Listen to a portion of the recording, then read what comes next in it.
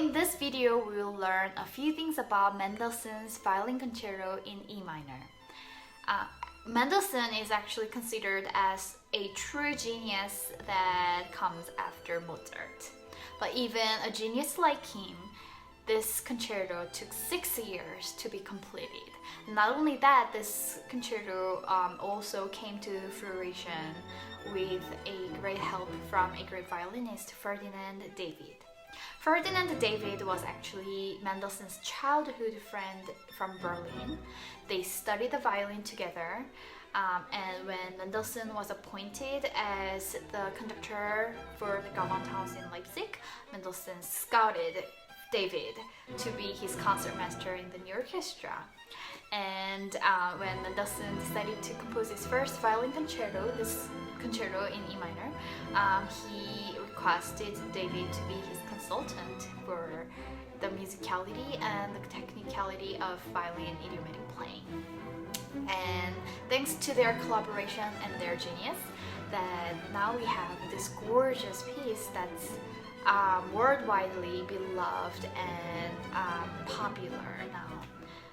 And musically, Mendelssohn is considered as the conservative romantic composer, but he tried a lot of groundbreaking innovations in this piece to break through or break away from the traditional boundaries of the concerto form. The most distinctive try that Mendelssohn made is that he intended this piece to be played without a break between the movements.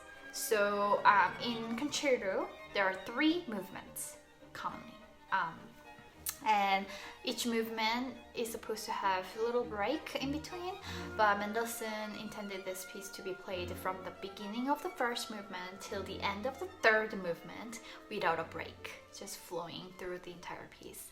So that was new in music history, music repertoire.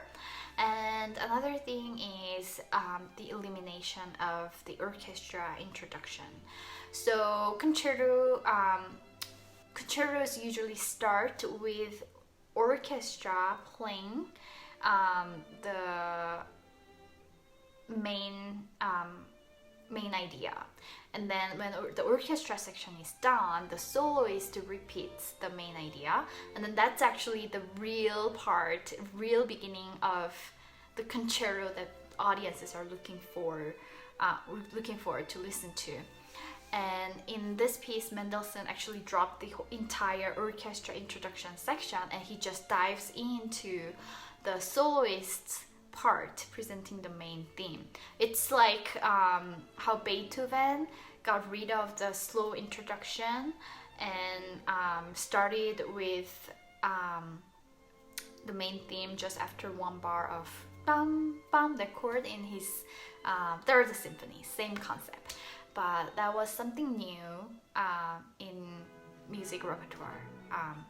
And then another thing is how Mendelssohn elevated the importance of orchestra from being merely an accompaniment to more of a collaborative status in a concerto playing. So concertos are meant or intended to spotlight the soloist. So usually the orchestra provides basic harmonic progressions or harmonizations for the soloist to fly and to shine.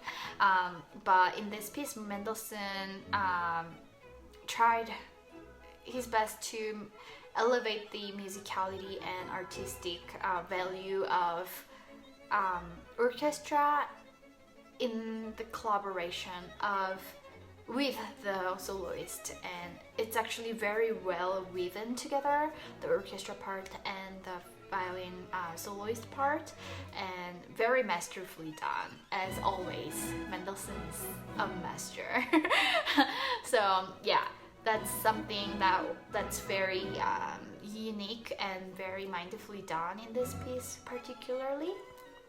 And another thing is that Mendelssohn and probably with David, they wrote out the cadenza part. So cadenza is a section in music where a soloist is given with an opportunity to improvise or compose a passage that's very showy and very technically challenging, to show off his skills and creativity to his fans, or his or her fans.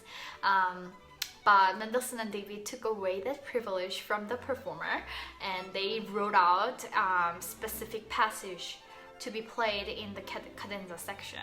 And it is because they because they wanted to prevent the soloist to come up with a cadenza that was out of style of this concerto.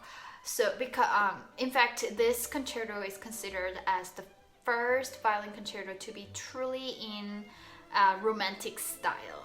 And apparently, I guess Mendelssohn was very particular, or very mindful to keep that style intact. So yeah, they wrote out the cadenza part. And also the cadenza part a little more special in the fact that they were placed before recapitulation, whereas traditionally or formally it was supposed to be placed after the recapitulation section. So yeah, that's Mendelssohn Violin Concerto in E minor. And the first movement is super popular and famous. It's like one of the most famous concertos of all time. And the second movement is so gorgeous, really, and the third movement is super exciting and fun to listen to. So I encourage you to listen to this concerto today, and maybe it will inspire you to reconnect with old friends.